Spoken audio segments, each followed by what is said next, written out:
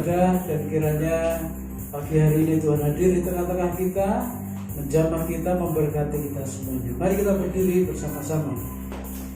Kami bersyukur sepanjang 6 hari Tuhan memimpin kami, menyertai kami, melindungi kami. Dan pada hari yang ke-7 ini Tuhan memberikan kami waktu kelegaan, sehingga kami boleh beribadah bersama-sama untuk memuliakan nama Tuhan. Kiranya Tuhan hadir di tengah-tengah kami, kiranya Tuhan mengurapi kami semuanya, dan kiranya Roh Allah yang akan menjamah kami semuanya, sehingga ibadah ini menjadi ibadah yang memberkati kami dan menyenangkan hati Tuhan. Kami serahkan teman-teman kami yang dalam perjalanan Tuhan untuk percepat langkah mereka, sehingga mereka tidak kehilangan berkat. Kami serahkan ibadah ini dari awal, pertengahan sampai akhir. Tuhan memberkati. Haleluya. Amin. Silakan duduk Bapak Ibu, saya serahkan.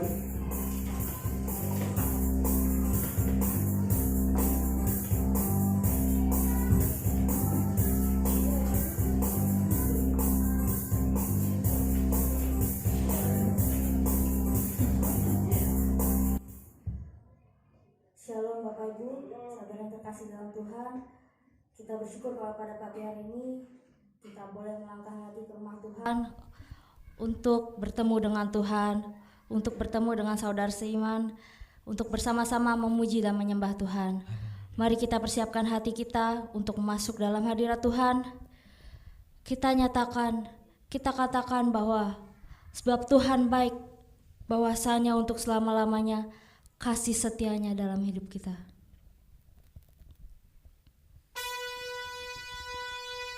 Kita menaikkan syukur bagi Allah kita yang maha kuasa, sebab segala bangsa menyembahnya.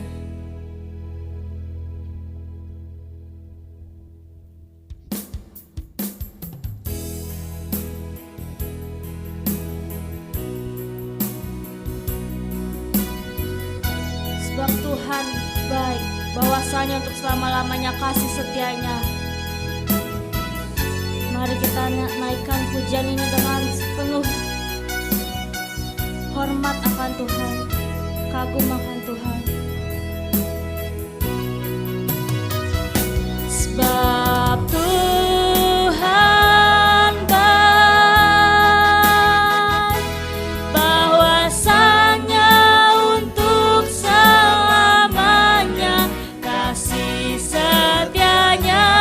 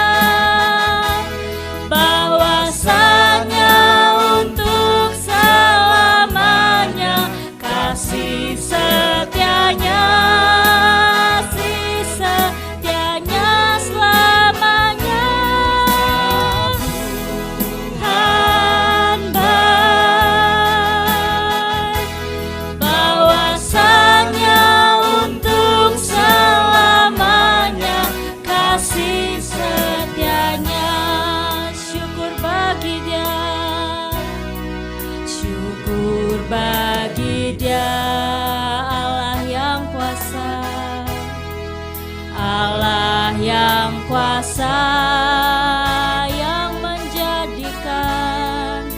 yang menjadikan segalanya ajaib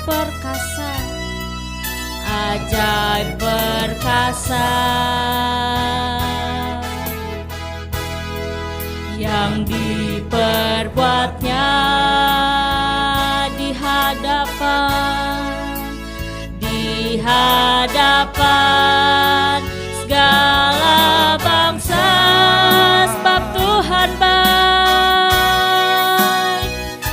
sebab Tuhan baik, bahwasanya untuk selamanya kasih setianya, kasih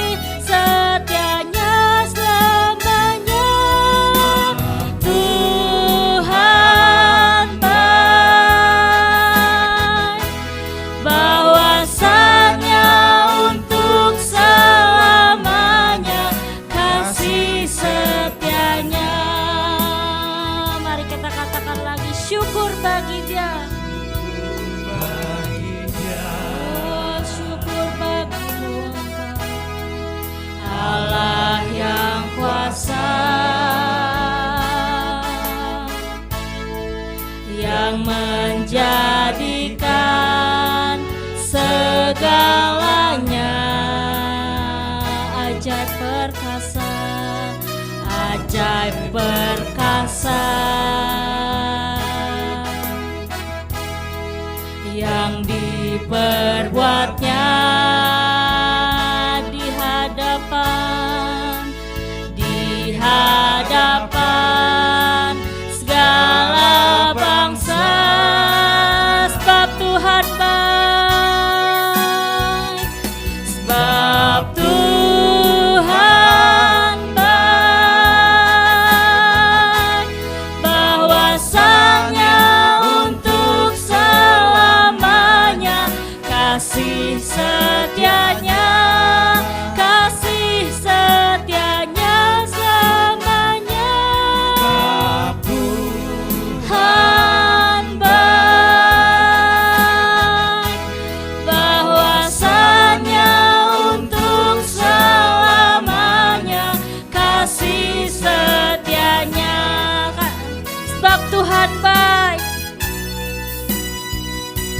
sebab Tuhan baik, bahwasanya untuk selamanya kasih setianya, setianya selamanya. Tuhan baik, bahwasanya untuk selamanya kasih setianya, bahwasanya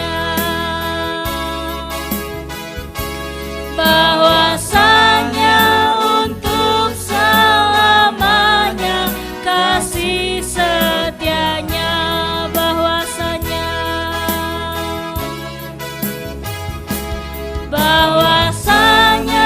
untuk selamanya, bahwasanya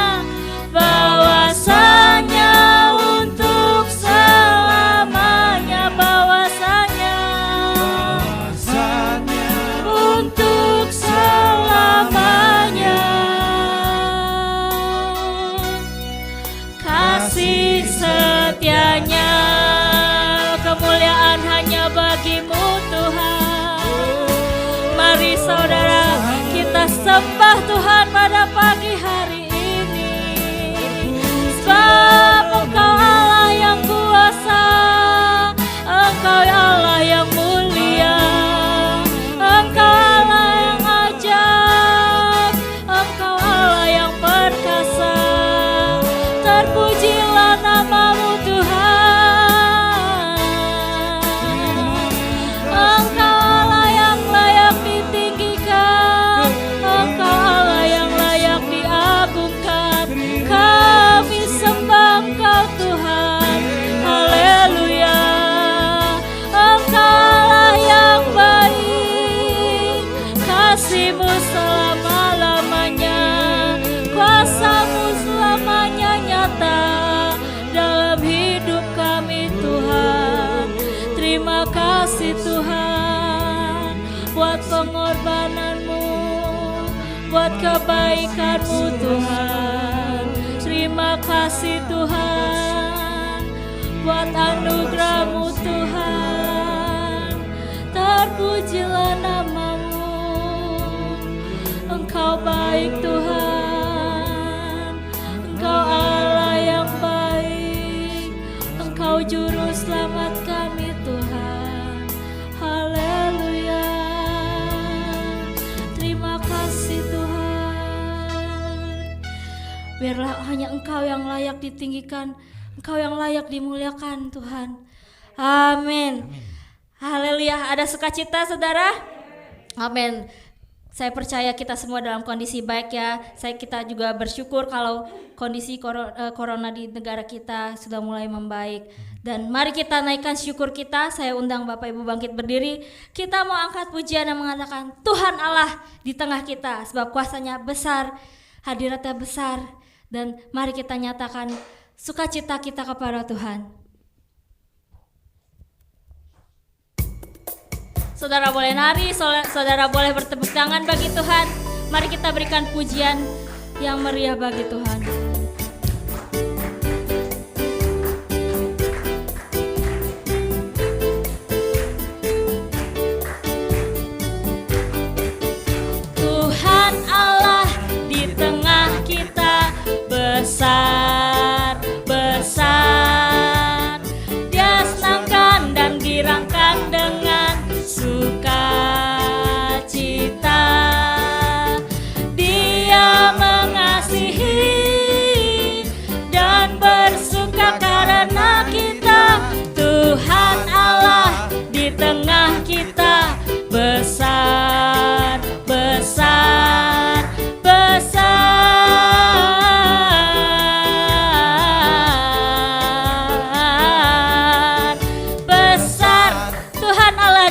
kita besar-besar. Haleluya. Tuhan Allah di tengah kita besar-besar. Dia senangkan dan girangkan dengan sukacita. Dia mengasihi dan bersuka karena kita. Tuhan Allah di tengah kita besar, besar, besar,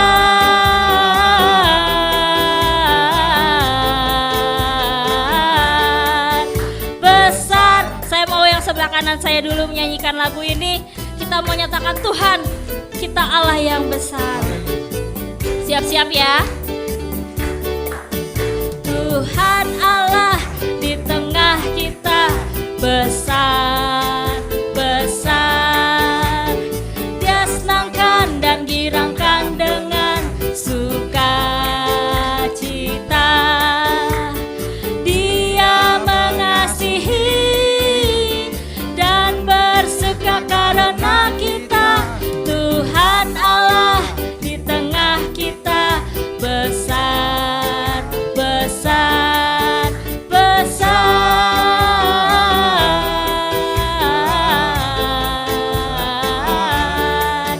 besar. Yo, yang sebelah kiri saya jangan mau kalah. Kita mau penuhi rumah Tuhan dengan hadirat Tuhan. Tuhan Allah di tengah kita besar, besar. Dia senangkan dan girangkan dengan sukacita. Dia mengasihi dan bersuka karena kita. Tuhan Allah di tengah kita besar, besar, besar,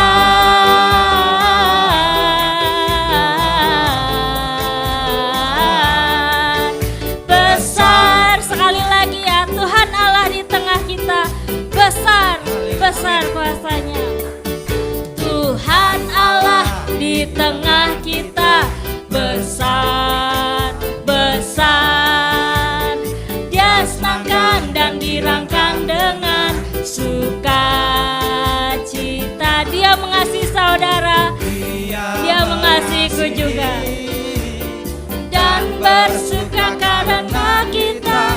Tuhan Allah di tengah kita besar, besar, besar,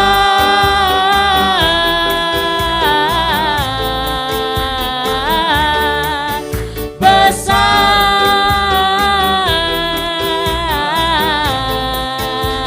Sekali lagi besar, besar. Haleluya. Allah kita Allah yang besar, semakin besar, semakin besar, semakin Amin. besar. Kita sambung pujian mengatakan nyanyi puji Tuhan sebab Dia Allah yang kudus. Mari kita tinggikan lebih lagi. Kita mau bangun bait kudusnya Tuhan. Kita mau beri pujian yang mulia bagi Tuhan.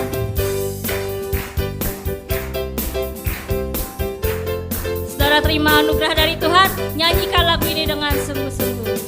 Nyanyi puji Tuhan, bangun bait kudusnya. Di tempat ini Yesuslah hadir, kemuliaan Tuhan dinyatakan. Oh, sukacita, bangun bait kudusnya. Persembahkanlah seluruh hidupmu bagi kemuliaannya, anugerahnya bagiku.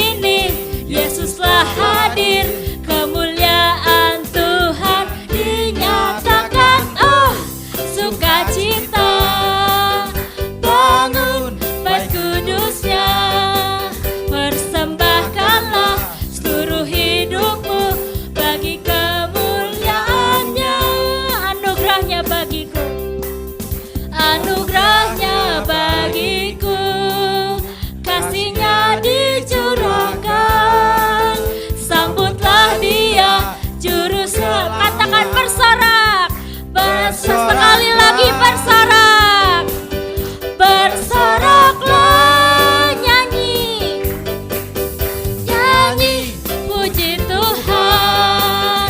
Bangun bait kudusnya, di tempat ini Yesuslah hadir, kemuliaan Tuhan dinyatakan. Oh, sukacita. Bangun bait kudusnya, persembahkanlah seluruh hidupmu bagi kemuliaannya. Persembahkanlah seluruh hidupmu bagi kemuliaannya. Persembahkanlah seluruh hidupmu bagi kemuliaannya. Haleluya. Silakan duduk Bapak Ibu. Kemuliaan hanya bagi Tuhan di tempat yang maha tinggi. Amin. Amin. Tiba saatnya kita akan memberikan persembahan yang pertama. Mari kita berikan yang terbaik bagi Tuhan. Namun sambil mempersiapkan, mari kita berdoa untuk persembahan yang akan kita berikan agar dapat menjadi kemuliaan bagi Tuhan. Terima kasih Tuhan untuk hari yang indah pada pagi hari ini. Kami boleh berkumpul, kami boleh datang kepada Tuhan dan membawa persembahan kami yang terbaik bagi Tuhan. Tuhan, kami ingin memberi yang terbaik. Kiranya Tuhan, setiap persembahan yang kami berikan boleh mengharumkan nama Tuhan, boleh memperluas kerajaan-Mu Tuhan. Kami berdoa bagi setiap jemaat yang Tuhan berkati untuk bisa memberi. Tuhan kiranya berkati berlipat kali ganda. Dan bagi saudara-saudara kami yang mungkin belum ada kesempatan untuk memberi, kiranya Tuhan tetap berkati sehingga di lain waktu kesempatan kami boleh bersama-sama memberikan persembahan yang terbaik bagi-Mu Tuhan. Terima kasih Tuhan. Kami serahkan persembahan ini, juga kami berdoa bagi yang mengelola keuangan, kiranya berikan roh takut akan Tuhan sehingga setiap persembahan yang diberikan dari jemaat-Mu boleh memperluas kerajaan-Mu dan nama Tuhan boleh semakin ditinggikan. Terima kasih Tuhan, di dalam nama Tuhan Yesus kami berdoa dan mengucap syukur. Haleluya. Amin. Kita angkat pujian yang mengatakan, ku beri yang terbaik bagimu, ku relakan segalanya.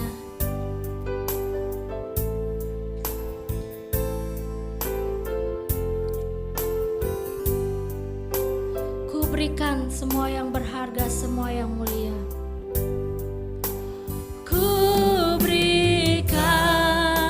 Semua yang berharga, semua yang mulia, semua yang terbaik dari hidupku hanyalah bagimu, hanyalah untukmu, hanyalah bagi kemuliaan-Mu. Ku berikan semua yang berharga, ku berikan semua yang berharga, semua yang mulia, semua yang terbaik dari hidupku hanyalah bagimu, hanyalah untukmu, hanyalah bagi kemuliaan-Mu, hanyalah bagi kemuliaan-Mu, hanyalah bagi kemuliaan-Mu. Terima kasih untuk setiap persembahan yang saudara berikan. Kiranya Tuhan berkati berlipat kali ganda. Amin. Mari kita persiapkan hati kita lebih dalam lagi. Persiapkan telinga kita, persiapkan hati dan pikiran kita untuk masuk dalam firman Tuhan. Mari kita nyanyikan, Kaulah Bapakku yang baik Tuhan. Kau tak pernah rancangkan yang jahat dalam hidupku. Setiap pagi janji-Mu selalu baru seperti embun pagi Tuhan. Sehingga kamu boleh rasakan kebaikan Tuhan yang selalu baru setiap hari. Mari kita nyatakan lagu ini dengan penuh iman, dengan penuh rasa syukur kita. Sebab kita memiliki Allah yang sangat baik, Dia selalu nyatakan janjinya dalam hidup kita. Haleluya.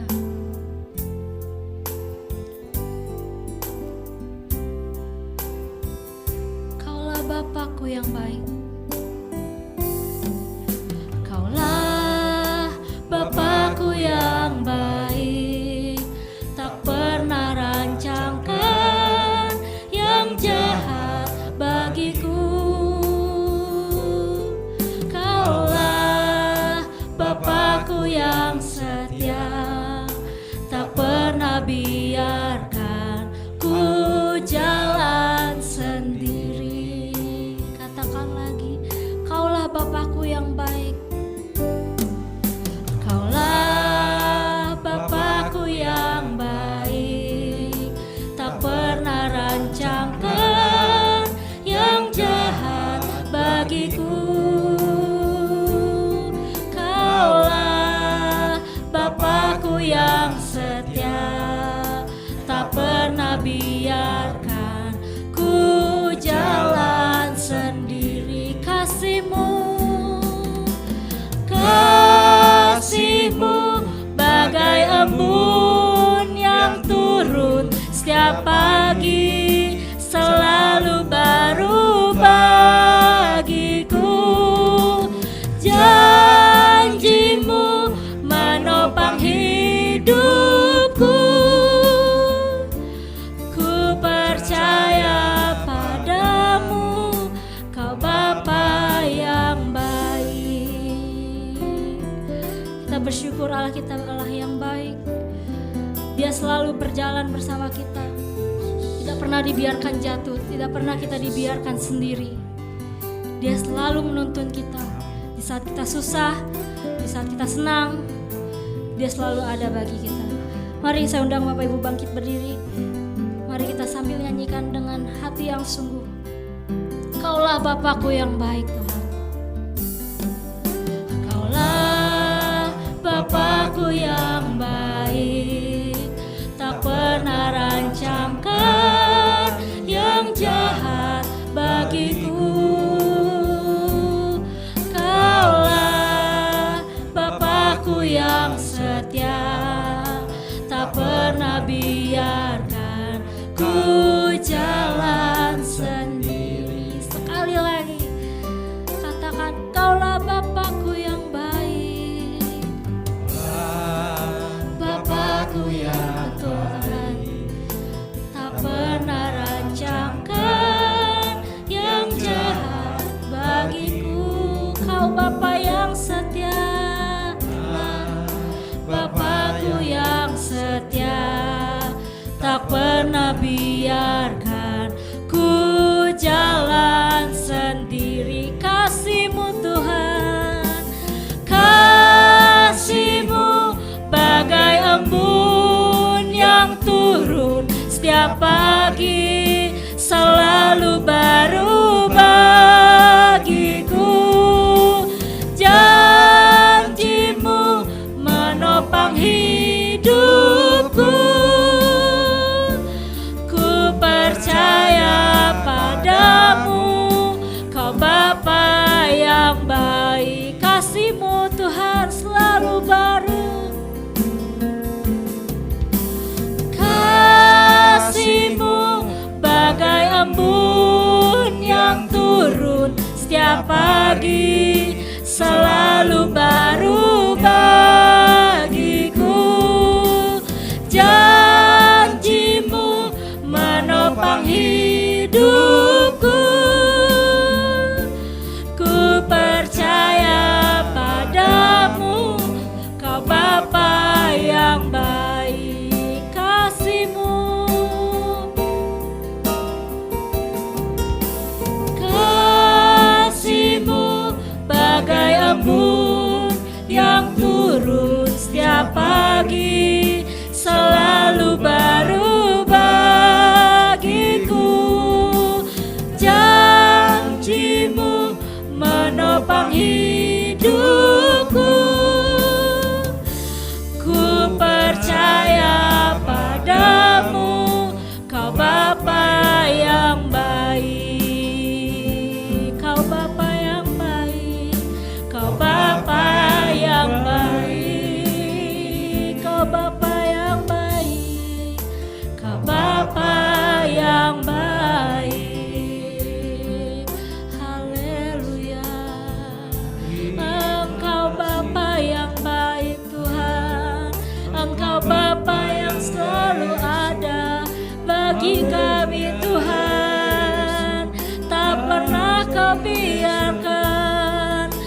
berjalan sendiri, tak pernah kau biarkan ku terjatuh Tuhan.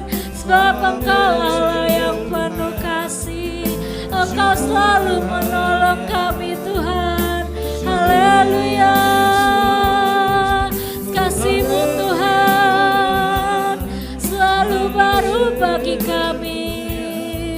Terima kasih Tuhan, Engkau tahu setiap tetesan air mata, Engkau selalu menopang kami Tuhan. Terima kasih Tuhan. Haleluya, Engkau baik Tuhan. Terima kasih Tuhan, janji-Mu selalu baik Tuhan, selalu tepat pada waktunya Yesus. Tak pernah terkira kasih-Mu Tuhan, tak pernah berubah bagi kami. Yesus, Engkau baik Tuhan, perbuatan-Mu ajaib bagi kami Tuhan. Haleluya, kami mau terus bersama-Mu Tuhan, mengandalkan-Mu Tuhan. Haleluya, Engkau ajaib Tuhan, tak pernah Kau biarkan kami Tuhan sendiri. Terima kasih Tuhan. Haleluya,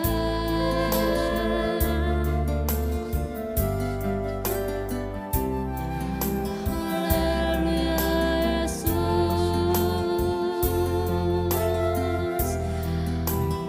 Haleluya Bapa, terima kasih.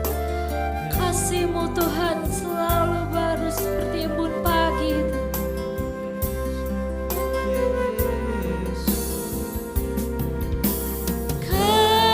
Kasih-Mu bagai embun yang turun setiap pagi, selalu baru bagiku. Janji-Mu menopang hidupku,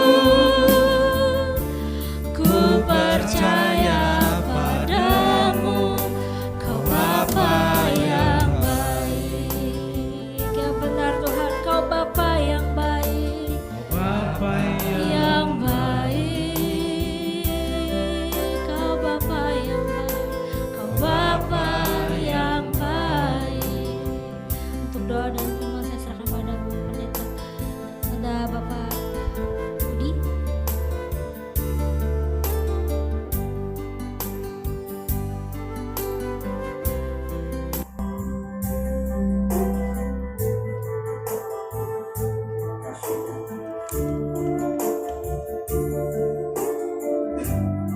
Saudara, renungkan dalam hati betapa Tuhan itu Bapa yang baik, bahwa Tuhan itu Bapa yang tidak pernah melanggar janji. Apapun yang Dia janjikan tepat pada waktu.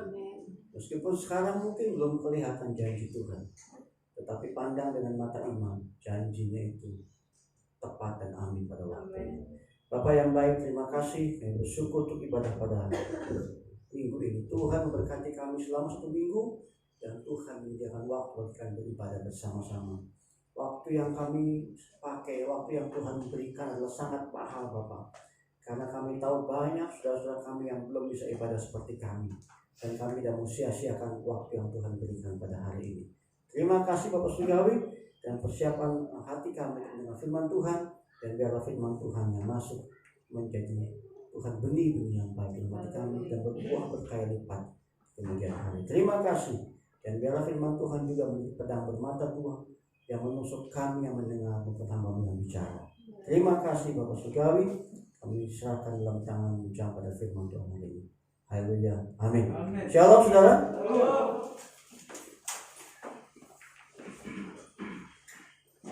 Mohon maaf sedikit, saya baru ngeh ya. Sekarang mau puasa, saudara. Setelah 3 tahun kita merasakan mau puasa. Tadi pagi saya kejebak macet di Bohringan sampai ke Batu Tulis. Itu biasanya saya ke gereja 10 menit, sekarang bisa 56 menit. Sampai sewe apa gembala, itu nggak ada. Pak, tolong perpanjang lagunya, saya kejebak macet. Saya lihat kanan kiri nggak gerak, saya mau parkir ke dalam gang, saya mau naik ojek. Tapi ojek pun nggak ada, karena semua udah nggak karuan balik arah. Saya berdoa, Tuhan jangan sampai saya terlambat lewat dari jam pujian. Tapi puji Tuhan, setelah lewat Batu Tulis itu bus-bus gede saudara sama truk gede ke bawah itu sudah nggak ada yang mau ngalah. Setelah Batu Tulis udah kosong melompong begitu. Aduh, saya bilang puji Tuhan. Kalau enggak saya malu kalau enggak sampai sini. Pak Gembala, mohon maaf sebelumnya. Itu saya baru ngeh ya, setelah 3 tahun lalu kita merasakan puasa yang penuh dengan takjil dan sebagainya. Kita baru mulai lagi sekarang. Tanggal berapa kita puasa ya? Kalau nggak salah tanggal 3 ya. Saudara-saudara kita yang saudara-saudara kita akan merayakan puasa sebentar lagi. Kita akan ngelihat lagi tiap sore orang jualan takjil, saudara. Ya, saya juga kadang-kadang kangen juga pengen makan takjil itu. Macam-macam lah, kacang hijau, ketan hitam, buah, biji salak, pokoknya yang manis-manis, saudara. Dan setelah puasa kita akan nimbang badan sama nimbang gula. Karena setiap hari kita makan manis. Saya nggak puasa pun kita makan manis karena kita beli-beli begitu. Setelah puasa kita masuk ke Paskah, terus Lebaran, kemudian ke mana Hari Raya Kurban. Itu beriringan ya saudara ya. Setelah sekian tahun kita liburan di rumah, mungkin nggak kemana-mana karena ketemu sama Om Covid. Sekarang kita sudah mulai bebas, puji Tuhan. Dan saya bersuka cita bertemu dengan Ibu Dertek dan suami ya, Okta juga, wah luar biasa. Yang lain juga saya senang karena kita semua sehat saudara. Ya, karena kalau kita masih bisa ibadah itu hal yang mahal saya katakan. Karena tangga-tangga saya banyak yang ibadah masih pakai jadwal. Jadi kayak beli tiket pesawat, kirim dulu namanya baru bisa ibadah. Tapi kita di sini bisa ibadah, ya Pak ya. Bahkan bukan cuma ibadah, Selasa pun kita bisa ngumpul. Saya pengen Selasa ngumpul, tapi kalau pulang sudah malam agak sulit. Tapi saya bersuka cita di sini kita bisa ngumpul. Ya, yang datang sekali lagi. Sampai ketemu, terima kasih kita bisa ketemu ya. Kangen juga lama gak ketemu, kita tinggal tunggu Mary. Udah jauh ya. Iya udah jauh semua, kita sudah bisa kumpul lagi, itu sangat menyenangkan. Apa-apa, Tuhan pisahkan kita mungkin sekian lama, tapi ada waktu kita berkumpul kembali. Dan kita berkumpul di tempat ibadah ya, jangan berkumpul tempat lain lah. Apalagi berkumpul di rumah duka, aduh saya sangat sedih. Tapi kita berkumpul tempat ibadah, ada sukacita yang luar biasa. Saudara, mari kita belajar firman Tuhan. Tadi ini ada ujian terakhir mengatakan janji ya. Janji Bapa itu memang luar biasa. Kita akan belajar dari Kejadian 22 ayat 1 sampai dengan 13. Bisa dibuka ya? Kejadian 22. Saya baca ini karena kalau saya baca ini nggak kacamataan terus nanti ke depan kacamataan lagi bolak-balik jadi nggak enak. Kejadian 22 1 sampai dengan 13. Ada? Ini sebuah kisah yang sebetulnya sudah menjadi biasa. Oke. Kepercayaan Abraham diuji. Setelah semuanya itu, Allah mencoba Abraham.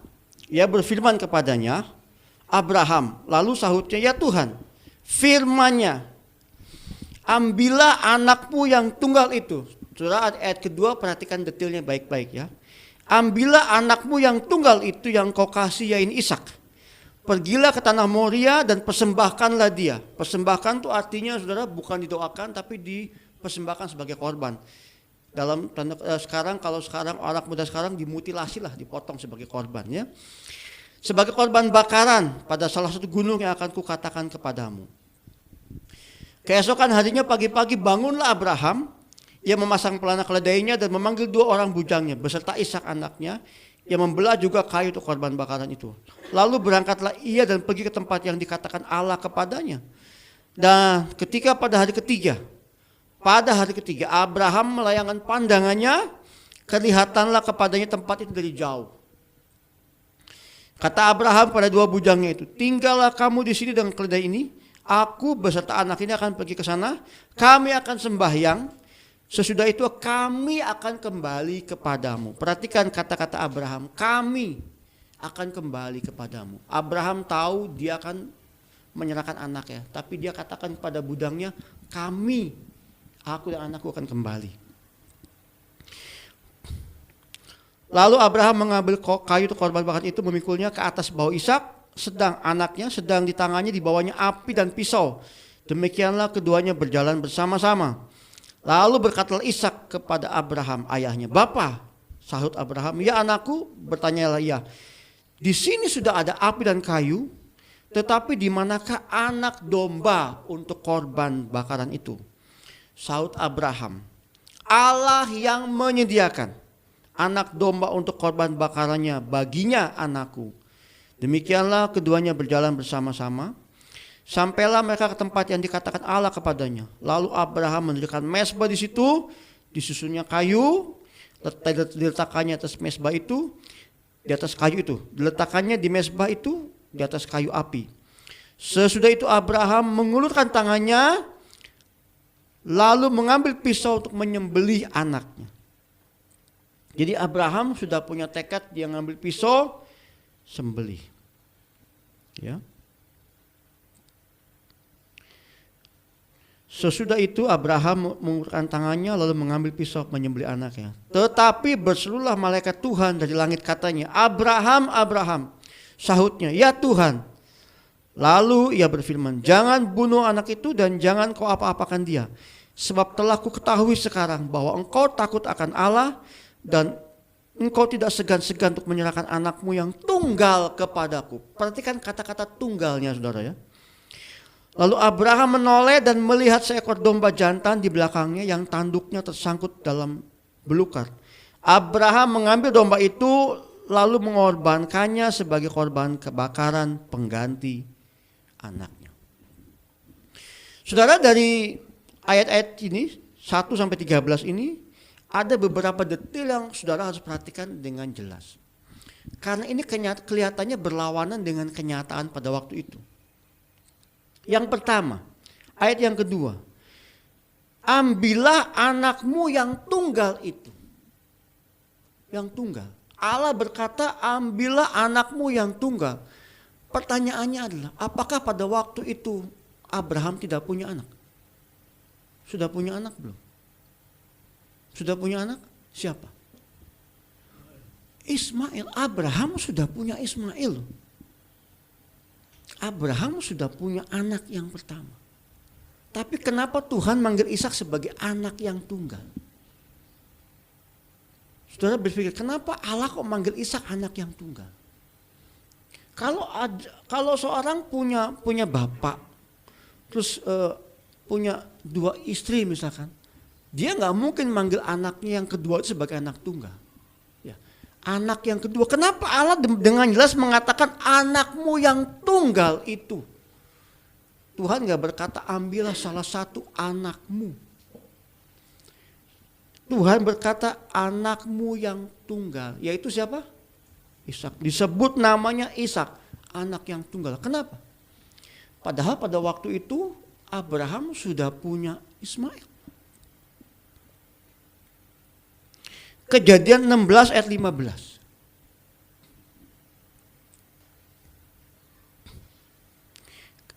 Ayat 15. Tuhan sudah memberikan, saya katakan Tuhan memberikan juga anak yang bernama Ismail. Lalu Hagar, lihat ya, lalu Hagar melahirkan seorang anak laki-laki. Dikatakan melahirkan seorang anak laki-laki loh bagi Abram. Dan Abram menamai anak yang dilahirkan Hagar itu namanya siapa? Ismail. Ayat yang ke-16 perhatikan baik-baik. Abram berumur 86 tahun ketika Hagar melahirkan Ismail baginya. Saudara, kalau saudara nengok ke belakang, jangan lupa bahwa Allah berjanji kepada Abraham.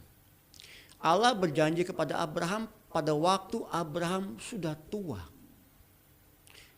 Kalau Allah berjanji pada saya, Budi, nanti kamu akan punya anak, saya berumur 20 tahun. Percaya enggak? Oh iya, masih muda, masih semangat. Berumur 25 tahun masih muda, umur 30 tahun masih muda. Tapi kalau Tuhan tiba-tiba bicara pada saya tuh, saya katakanlah saya belum punya anak, Tuhan berjanji, "Hei Budi, engkau akan punya anak," dan saya umur 70 tahun. Gimana saya menerimanya? Tuhan 70 tahun, boro-boro punya anak. Maaf kata, bikin juga udah susah setengah mati, ya, capek udah tua. Ini Tuhan 70 tahun janji. Tapi Abraham itu dijanjikan anak umur berapa? 80 tahun. Yang sudah sepuh, yang dia sudah tua. Apalagi istrinya sudah mati kandungannya. Kejadian 15 ayat 4. Lihat ya, janji Allah kepada Abraham. Tetapi datanglah firman Tuhan kepadanya. Demikian, orang ini tidak akan menjadi ahli warismu. Orang ini artinya adalah asisten rumah tangga terpercaya dia. Orang kepercayaan dia. Melainkan siapa? Anak kandungmu. Tuhan sudah berkata anak kandungmu. Jadi anak kandungmu yang dijanjikan Tuhan. Dialah yang akan menjadi ahli warismu. Tuhan sudah berjanji kepada Abraham ahli waris. Tuhan mendengar firman Tuhan. Dia katakan jadi seperti bintang, seperti pasir. Tetapi manusia, saudara, kadang-kadang suami bisa teguh percaya, istrinya goyah. Istrinya Abraham goyah. Sarah ya, pada waktu itu namanya belum Abram ya, belum Abram. Sarai goyah. Dalam hati, gimana aku punya anak? Kandunganku sudah mati. Gimana aku punya anak? Suamiku sudah sepuh. 75 tahun, 80 tahun. Sarai goyah. Karena itu dia memperpendek rencana Tuhan. Tuhan punya jalan yang agak panjang, tapi Sarah memperpendek jalannya. Oh mungkin begini jalannya. Nih, kayaknya masih lama ya. Udah nih, Abraham saya punya budak perempuan. Yuk kawin sama dia lah, biar punya anak. Punya anak gak? Punya. Siapa anaknya? Ismail. Tuhan kasih. Kenapa Tuhan gak melarang? Saya bertanya saudara, kita juga belajar, kenapa kok Tuhan tidak menahan supaya Halil gak punya anak? Kenapa Tuhan izinkan Ismail lahir? Kenapa? Karena firman Tuhan ketika katakan, janji Tuhan tidak pernah berubah. Apapun yang terjadi, janji itu gak bisa berubah. Kita boleh merancangkan hal-hal A, B, C, D, E, sampai Z, tapi kalau janji Tuhan sudah genap, itu nggak akan bisa dirubah. Mungkin jalannya akan berkelok, tetapi ujungnya akan sampai jalannya tidak pernah berubah. Kejadian 18:10. Ya. Ketika Abraham sudah punya Ismail, Allah tetap berkata kepada janjinya. Nih, dan firman-Nya, sesungguhnya aku akan kembali tahun depan mendapatkan engkau, pada waktu itulah Sarah, sudah ganti nama ya, istrimu akan mempunyai seorang anak laki-laki. Dan Sarah mendengarkan pada pintu kemah yang di belakangnya. Adapun, perhatikan baik-baik, Abraham dan Sarah telah tua dan lanjut umurnya, dan Sarah telah mati haid. Secara kedokteran impossible, sangat tidak mungkin Sarah punya anak. Sudah mati haid, mati kandungan. Tidak mungkin spermanya bisa bertemu dengan indung telur karena sudah tidak punya lagi indung telur. Jadi ini logika manusia. Tertawalah Sarah dalam hatinya, katanya, perhatikan baik-baik lagi, akan berahi ke aku. Setelah aku sudah Dia ngomong apa? Layu. Dia sendiri mengakui dia sudah layu. Sedangkan Tuhanku sudah tua. Sarah mengakui tidak mungkin secara fisik. Dia sudah layu, kandungan sudah mati. Dan Abraham sudah tua. Tetapi sekali lagi saya katakan, Allah berjanji dan tidak pernah melanggarnya. Dalam peristiwa janji Abraham ini sebetulnya tergambar janji Allah ribuan tahun kemudian. Untuk apa? Untuk keselamatan manusia. Dia berkata, Ishak anak tunggal. Sekali Allah berjanji anak tunggalmu adalah anak Abraham dan Sarah, maka saat itu pula Tuhan berkata, anakmu yang tunggal itu Ishak, bukan yang lain. Tuhan tidak pernah mengganti sebutan kepada Ishak anak kedua, anak keberapa. Sekali Tuhan berkata anakmu itu Ishak yang dijanjikan, maka dia akan nyebut terus Ishak sebagai anak tunggal. Yang pertama, Allah berjanji dan tidak pernah melanggar janjinya. Ishak itu anak pilihan Tuhan. Kita ini adalah anak-anak iman dari Abraham. Ishak dipanggil sebagai anak tunggal, maka kita dipakai sebagai apa? Sebagai anak pilihan Tuhan. Ketika Allah berkata kepada Abraham, anakmu yang tunggal, maka sekarang Allah berkata kepada kita, anak pilihan. Ketika kita percaya kepada Yesus, kita menjadi anak pilihan Tuhan. Nanti ya, itu yang pertama. Yang kedua, ada 2 poin. Poin yang kedua adalah Kejadian 22 ayat 4. Yang pertama, Ishak tetap sebagai anak tunggal. Berapapun anak sebelumnya, tetap Ishak anak tunggal. Karena Tuhan yang berjanji. Kedua, Kejadian 22 ayat 4. Ketika pada hari ketiga Abraham melayangkan pandangannya, kelihatanlah kepadanya tempat dari jauh. Perhatikan ayat yang ini. Pada hari keberapa? Hari ketiga. Pada hari ketiga Abraham melihat pandangannya. Sama ketika Yesus di dalam kuburan. 3 hari dalam kuburan dan dia bangkit. Pada hari ketiga Yesus terbangkit dan kita melihat apa? Keselamatan. Pada hari yang ketiga Abraham melihat tempat itu di mana janjinya dia akan dibuktikan kepada Allah. Pada hari ketiga Yesus bangkit. Saudara, di dalam beberapa pembicaraan saya dengan teman-teman saya yang Muslim, mereka selalu mengatakan tidak mungkin Yesus bangkit. Mereka menolak kebangkitan Yesus. Mereka mengatakan Yesus diangkat, tidak mati. Tetapi saya katakan, fondasi iman Kristen ada 3. Yesus datang, Yesus mati, Yesus bangkit. Kalau salah satu dari 3 hal ini nggak digenapi, percuma. Yesus harus bangkit. Kalau Yesus mati nggak bangkit, percuma saudara, kita percaya. Paulus mengatakan kalau dia nggak mati dan nggak bangkit, sia-sia iman percaya kita. Yesus harus bangkit.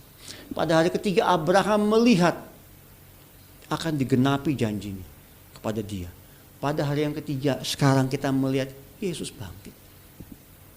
Itulah dasar iman kita. Kita masih percaya, saudara boleh merayakan Natal, oh Yesus datang, ya. Kita merayakan kematian, iya. Tetapi kalau kita nggak percaya Yesus bangkit, maka iman kita sia-sia. Karena kemenangan itu pada waktu Yesus bangkit. Maut dikalahkan. Firman Tuhan berkata, hei maut, di manakah sengatmu?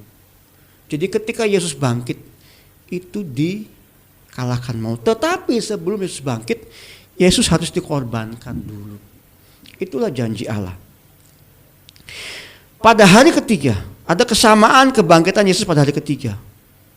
Setelah semua pengorbanan, rencana Allah digenapi pada hari ketiga.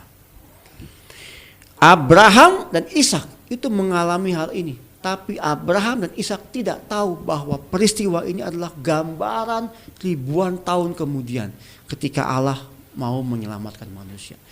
Abraham dan Ishak itu seperti sebuah film yang digambarkan. Itu loh rencana Allah bagi kita.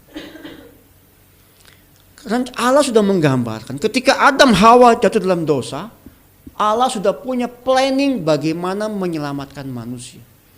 Dia berkata, anak manusia akan meremukkan apa? kepala ular dan ular akan menggigit tumitnya. Dan ketika Yesus dipaku di kayu salib, kakinya rusak. Tetapi dia menginjak kepala iblis ketika dia bangkit. Pada hari ketiga, ada 2 poin. Yang pertama, Ishak anak tunggal. Yang kedua, pada hari ketiga. Poin yang ketiga, Kejadian 22 ayat 7 sampai 8. Ini adalah pertanyaan manusiawi dari seorang anak yang diajak, ayo nak, Ishak, kita naik ke gunung, kita akan mengorbankan korban bakaran. Sebagai anak lelaki yang mungkin Abraham sering mengorbankan, dia melihat, oh kalau pengorbanan itu berarti ada hewan yang dipotong. Jadi ketika Ishak dikatakan, ayo Ishak, kita ke gunung, pagi-pagi besok kita piknik ke gunung, kita akan mengadakan korban bakaran. Ishak, ya ayo Pak, kita berangkat. Sekali lagi, hanya Ishak yang dibawa, Ismail tidak dibawa. Ishak berangkat, kemudian berjalan, terus Ishak dikasih kayu, manggul. Sebagai anak laki dia bertanya. Ini pertanyaan yang wajar. Lalu berkatalah Ishak kepada Abraham, katanya, Bapa. Sahut Abraham, ya anakku, bertanyalah Ishak. Di sini sudah ada api, mungkin batu api ya, mungkin batu bara yang menyala gitu.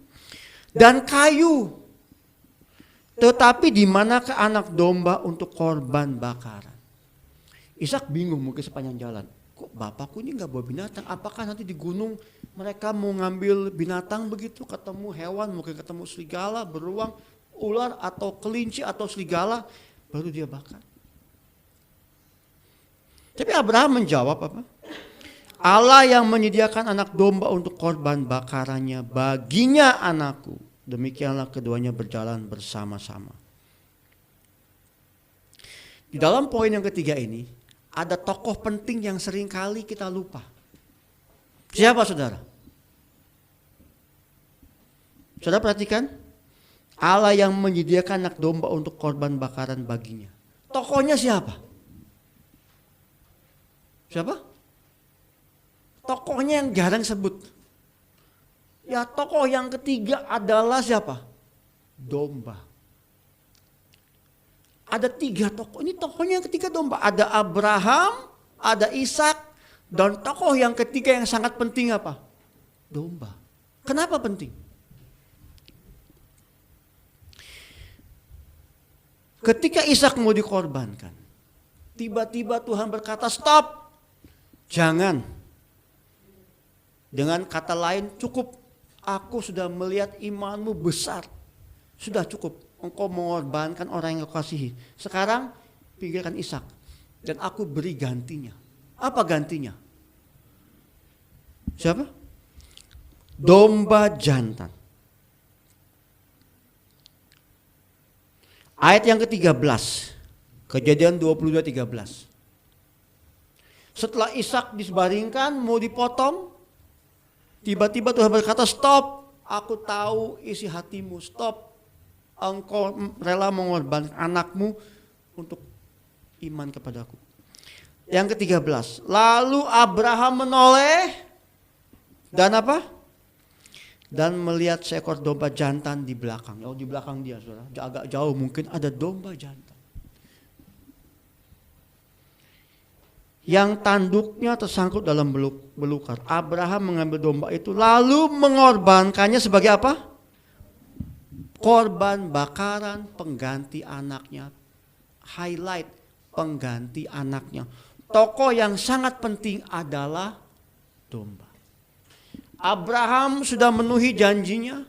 Ishak sudah dibaringkan mau mati. Tetapi Tuhan mengganti Ishak dengan domba. Domba inilah yang mengganti nyawa Ishak. Kalau domba ini nggak ada, Ishak mati nggak? Kalau nggak ada domba ini, Ishak disembelih nggak? Disembelih. Inilah darah yang ditumpahkan supaya Ishak selamat. Domba inilah yang menjadi korban bagi keselamatan jiwa Ishak. Ketika Ishak mau mati, ketika kita mau mati, saudara. Firman Tuhan mengatakan karena semua orang sudah berbuat dosa dan kehilangan kemuliaan Allah. Dan hukumannya apa? maut. Ketika kita harusnya mati, Tuhan melihat kita sebagai Ishak, ini tuh anak-anak perjanjianku. Allah melihat ini tuh manusia itu anak yang kuciptakan dengan gambaranku. Aku tidak rela dia mati binasa. Karena itu Tuhan menggantikan Ishak dengan domba.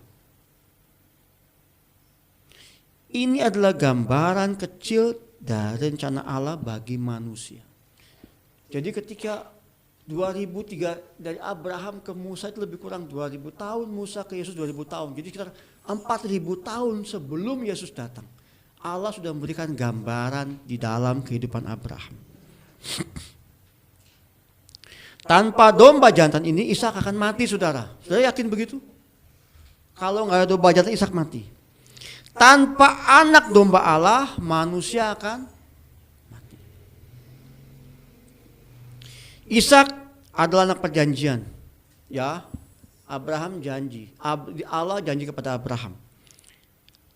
Kita adalah anak-anak pilihan. Domba jantan adalah gambaran Yesus. Yesus dikatakan sebagai apa? Anak domba Allah. Yang dikorbankan mengganti kematian abadi kita.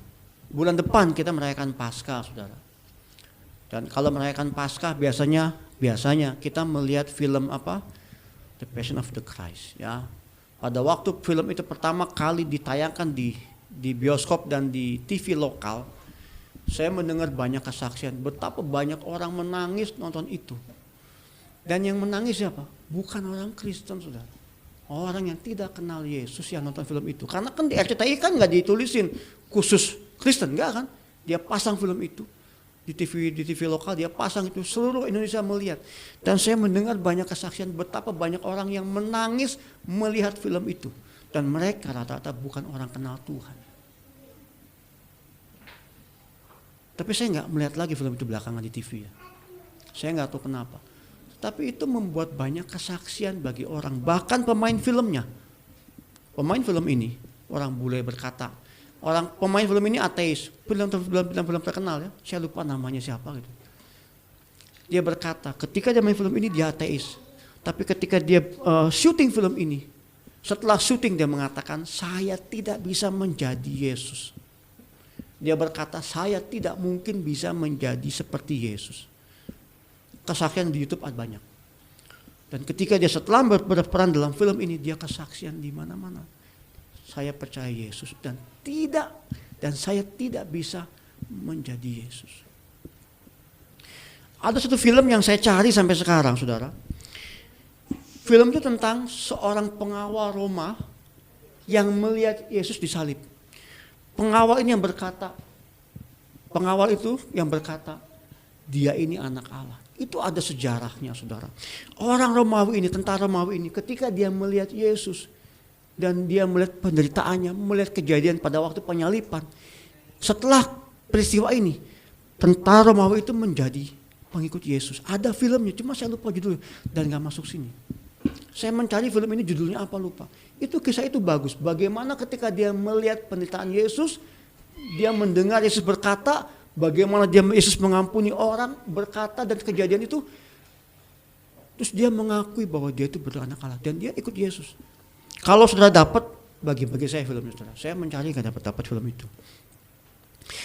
Jadi ketika domba dikorbankan, Yesus sudah digambarkan dikorbankan.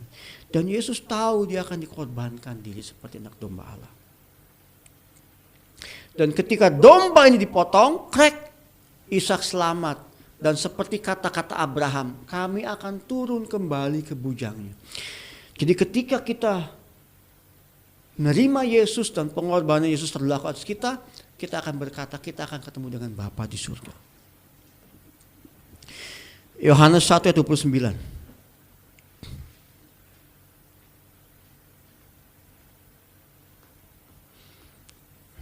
Berkata apa? Pada keesokan harinya Yohanes melihat Yesus datang kepadanya dan ia berkata apa? Lihatlah anak domba Allah. Seperti ucapan Allah kepada Abraham, stop Abraham. Lihatlah ke belakang. anak domba Allah yang menggantikan nyawa Ishak.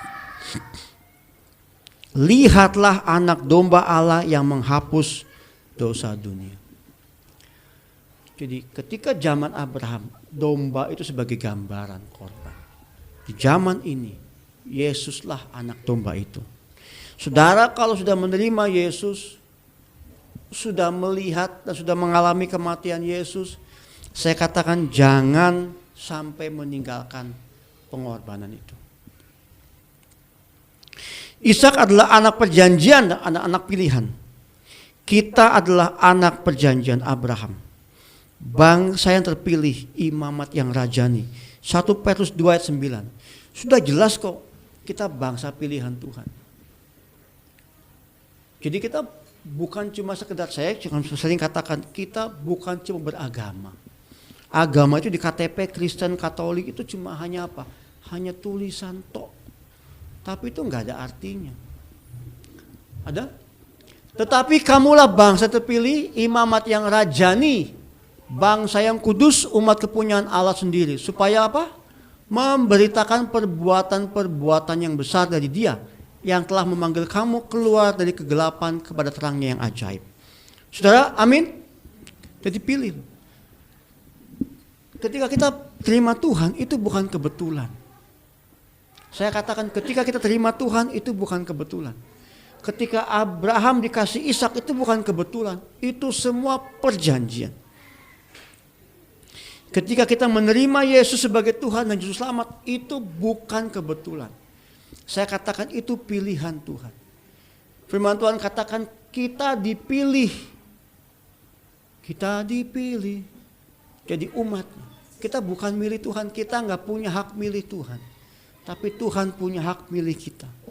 Oma, opa, saudara sekalian, kita dipilih Tuhan. Kita nggak bisa milih. Kita bisa milih agama. Yes. Tapi kita nggak bisa pilih keselamatan. Keselamatan hanya di dalam Yesus. Ishak diselamatkan karena domba jantan. Maka kita adalah Ishak yang harus mati, tapi ditebus oleh darah anak domba. Saudara tonton film Ben-Hur? Film Ben-Hur tahu ya? Nonton film Ben-Hur? Itu adalah sejarah. Itu bukan novel, saudara. Itu sejarah. Ben-Hur itu seorang bangsawan Yahudi yang dihukum oleh temannya sendiri, sahabatnya sendiri, karena sahabatnya orang Yahudi itu, 2 orang Yahudi ini, satu menjadi tentara Romawi dan dia menjadi panglima, dan tugasnya dia adalah mencari para pemberontak. Ada 2 Yudas, ingat saudara? Yudas Iskariot dan Yudas siapa? Yudas pemberontak. Yudas pemberontak ini adalah anggota pemberontak kemerdekaan Israel. Nah, salah satu penyebabnya Ben-Hur adalah karena dia menyembunyikan pemberontak Yahudi kepada orang Romawi.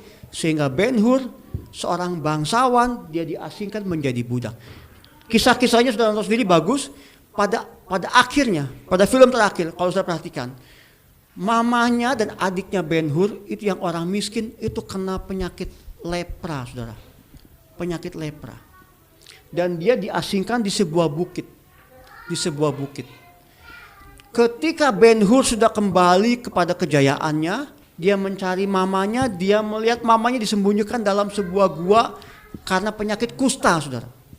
Kusta lepra ya, waktu itu orang kusta disingkirin. Dan dalam film terakhir, kalau sudah melihat, itu pada waktu mereka akan keluar itu kena hujan. Dan hujan itu membawa apa? Hujan itu membawa darah Yesus.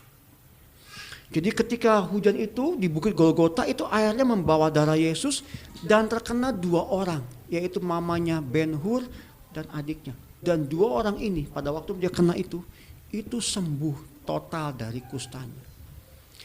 Jadi sejarah penyalipan itu ada saksi, bukan cuma Alkitab, tapi juga orang dunia menyaksikan dan mereka menuliskan bukunya.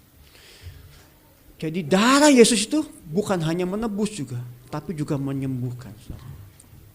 Kita ini orang-orang yang ditebus Tuhan. Ishak diselamatkan karena domba. Kita diselamatkan karena Yesus. Tugas kita apa? Seperti Imam tadi mengatakan apa? Tugas kita adalah memberitakan Injil. Ada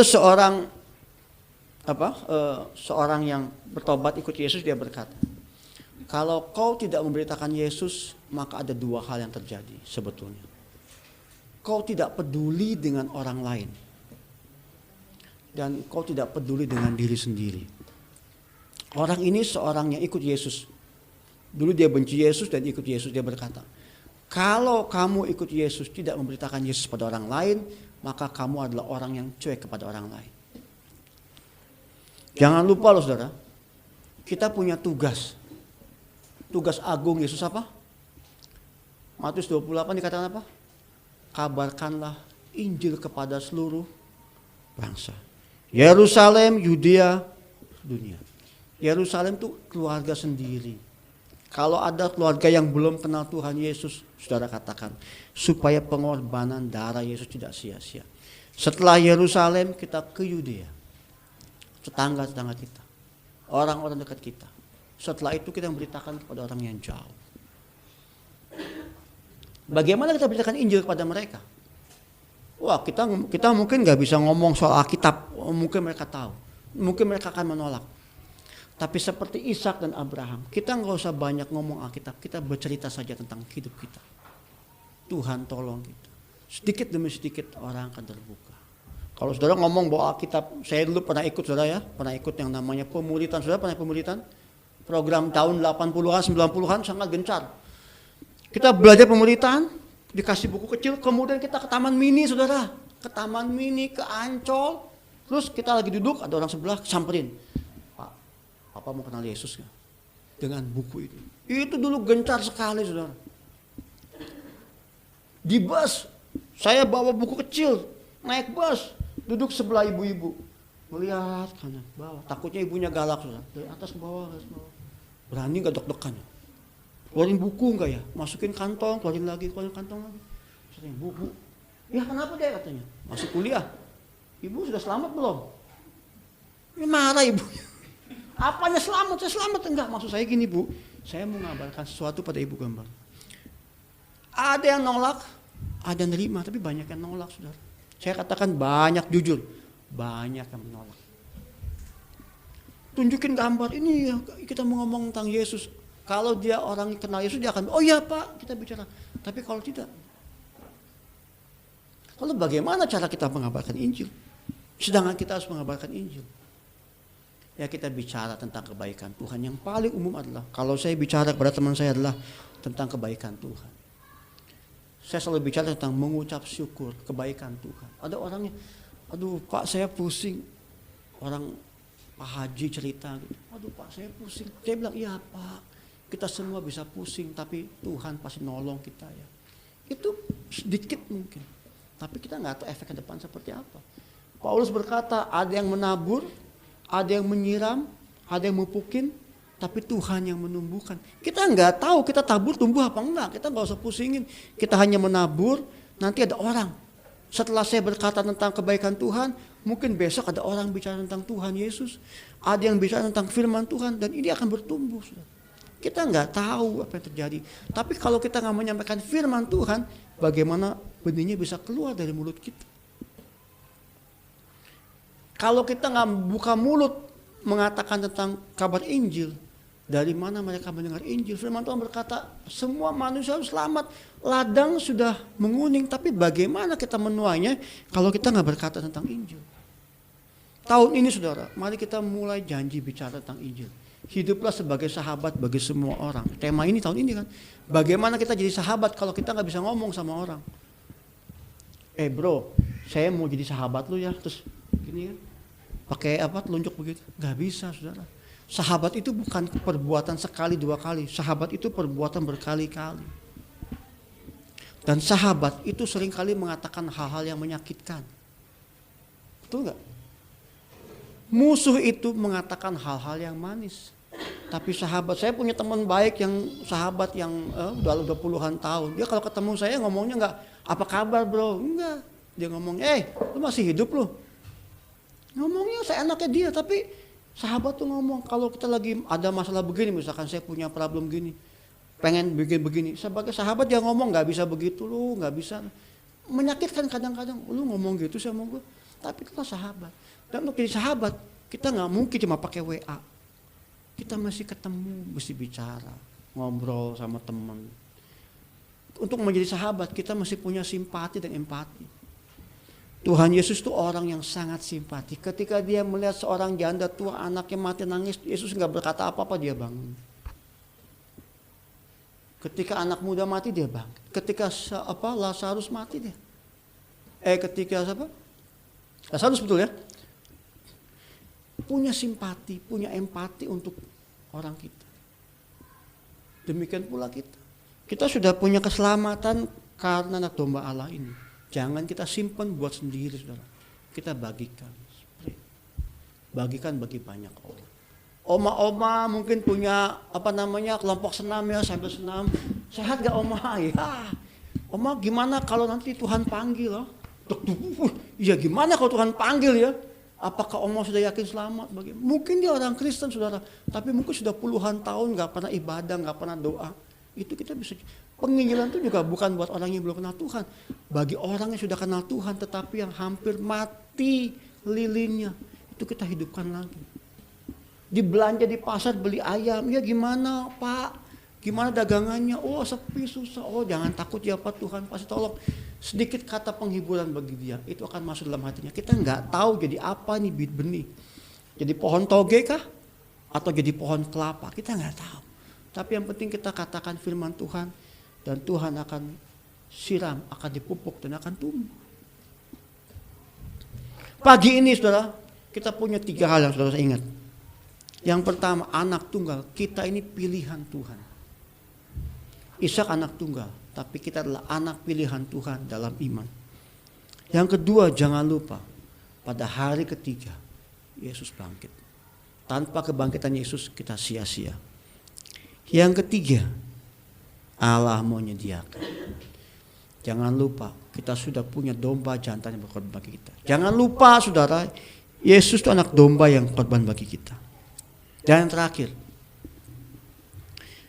terakhir, saudara, jangan lupa, mari kita beritakan pengorbanan darah itu bagi keselamatan kita. Yang terakhir, jangan lupa katakan tentang Yesus kepada siapa saja. Lewat WA. Saudara, WA story-nya berani tentang Yesus. Saya suka melihat beberapa teman saya WA-nya tentang Yesus. Rosita suka mengetik, saya senang tentang Yesus. Bisa. Mungkin yang baca sebel, sekarang sebel. Tapi 5 tahun kemudian atau minggu depan kemudian ketika dia punya masalah, dia ingat dengan firman Tuhan yang dia baca. Saudara bisa memberitakan firman Tuhan dengan apa? Kesaksian di WA. Di Instagram kalau jalan-jalan, jangan, wih jalan-jalan langitnya indah. Katakan, Tuhan terima kasih, Engkau menciptakan langit yang indah. Dan aku hari ini bisa melihat langit. Itu ucapan syukur. Orang akan melihat, oh iya ya, ada ucapan syukur. Jangan bikin WA story, si Ono nyebelin, si ini nyebelin, si Anu nyebelin. Orang baca juga sebel jadinya. Firman Tuhan, masukkan firman Tuhan. Si A nyebelin, tapi Tuhan membuat hatiku sabar. Itu kan firman Tuhan. Ada banyak media di mana nama Yesus diberitakan. Firman Tuhan dari Pak Gembala. Saudara baca gak sih? Di WA group. Kalau gak baca, kasihan Pak Gembala tiap pagi bikin firman Tuhan. Saudara baca pagi-pagi itu sebagai apa? Sebagai makanan rohani kita. Kalau kita baca pagi-pagi itu, kita baca firman Tuhan, renungkan, jam berapapun baca. Kalau saya bangun pagi subuh saya baca dulu. Kalau saya telat bangun atau ke kantor buru-buru, saya baca di mobil. Tapi kalau saya baca firman Tuhan itu seperti makanan pagi hari. Seperti kopi, susu, pakai roti bakar, terus kita makan seger. Itu firman Tuhan. Dari grup Pak Gembala, dari yang lain, itu baca. Saudara. Jangan baca dicuekin. Itu menjadi kekuatan bagi kita. Sekali lagi, jangan lupa beritakan firman Tuhan. Jangan lupa beritakan pengorbanan Yesus.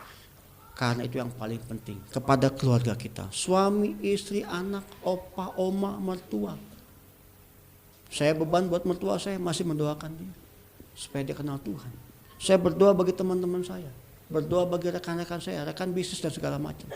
Tapi hal yang paling penting adalah beritakan dulu keselamatan anak domba Allah. Bagi rekan kita. Amin saudara. Tahun ini mari kita berjanji memberitakan Injil. Ya, mari kita buktikan tahun ini Berapa banyak jiwa yang kita bawa ke gereja, ya Pak Gembala ya. Kita berjanji, yuk tarik jiwa, satu orang satu saja. Bangku yang kosong sebelahnya kita pegang, kita klaim dalam nama Tuhan Yesus. Tahun ini aku bawa satu orang sebelahku. Entah dia pacarnya, sukacita lah, calon suami, calon istri, yang penting bawa orang itu kenal Tuhan Yesus. Firman Tuhan katakan satu orang selamatkan, jutaan malaikat bersorak-sorai. Amin saudara? Amin. Mari kita berdoa. Tuhan Yesus, terima kasih karena kami tahu janji-Mu tidak pernah berubah Tuhan. Kalau Engkau berjanji keselamatan bagi manusia, maka Engkau menggenapinya. Sekalipun pengorbanan Yesus di kayu salib, kematiannya terjadi, tetapi firman Tuhan harus berlaku. Keselamatan datang daripada Allah, dan manusia butuh pengorbanan untuk selamat. Keselamatan jiwa itu butuh pengorbanan, dan Tuhan sudah penuhi dengan kematian Yesus di kayu salib dan kebangkitannya, memenuhi janji Allah akan keselamatan. Dan kami Tuhan sebagai anak-anak-Mu yang percaya kepada kebangkitan Tuhan Yesus, yang percaya kepada Tuhan Yesus, Tuhan sudah selamatkan kami. Sekarang tugas kami adalah Tuhan memberitakan keselamatan ini bagi orang lain. Beri kami kekuatan hati Tuhan, beri kami hikmat Roh Kudus pikiran kami, supaya kami bisa berkata-kata firman Tuhan kepada orang sekeliling kami, kepada keluarga kami, rekan-rekan kami, Haleluya. dan kepada orang yang jauh. Tuhan terima kasih, biarkan Injil ini tersebar seluruh Indonesia Tuhan, dan banyak orang mendengar keselamatan daripada Tuhan. Jadikan kami Tuhan sebagai alat-Mu, jadikan kami menggenapi ayat firman Tuhan, kabarkanlah Injil ke seluruh dunia. Jadikan kami Tuhan sebagai pekabar-pekabar Injil, melalui firman Tuhan, melalui perkataan kami, melalui perbuatan dan sikap kami Tuhan, nama Tuhan dipermuliakan. Terima kasih Tuhan Yesus, pada pagi hari ini kami berdoa untuk Bapak Gembala, kami berdoa untuk para majelis, untuk jemaat, untuk tim musik di tempat ini Tuhan.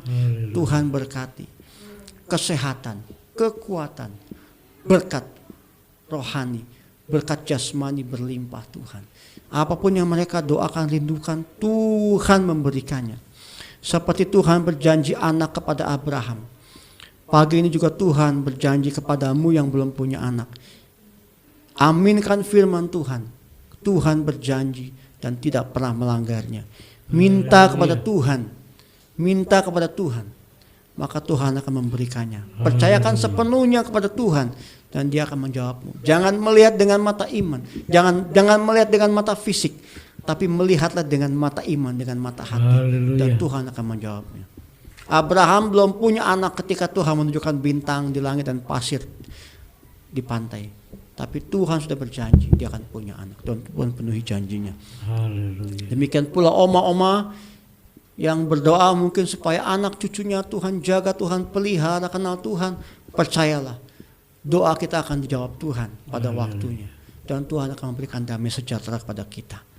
Saudara-saudara yang mungkin sedang membutuhkan pekerjaan, usaha atau bisnis, seperti hamba-Mu juga bergumul dalam pekerjaanku, aku serahkan semuanya ke dalam tangan Tuhan Yesus. Saudara percayakan dalam tangan Tuhan Yesus. Tutup matamu dan katakan, Tuhan, aku serahkan dalam tangan-Mu pekerjaanku, usahaku, dagangku Tuhan. Sekarang mungkin Tuhan belum menjawab, tetapi aku tahu di belakang awan hitam Tuhan ada cahaya matahari. Haleluya. Di belakang hal ini Tuhan akan memberikan damai sejahtera, akan memberikan berkat yang berkelimpahan, sukacita kepada kami semua. Terima kasih Tuhan Yesus Kristus. Untuk saudara-saudara kami yang mau kuliah, yang mau sekolah, mungkin tidak punya uang untuk kuliah sekolah, katakan dalam nama Tuhan Yesus, Tuhan menyediakan pada waktunya. Allah yang menyediakan. Terima kasih Bapak Surgawi, biarlah tangan-Mu Tuhan memberkati gereja ini, memberkati jemaat tempat ini. Haleluya. Dan nama Tuhan dipermuliakan dalam setiap ibadah kami. Terima kasih Bapak Surgawi, terima kasih Tuhan Yesus Kristus. Kami terima dengan iman jawaban daripada Tuhan Yesus. Dalam nama Yesus kami berdoa, haleluya. Amin. Amin. Amin saudara sekalian. Haleluya. Saya silakan pada WL.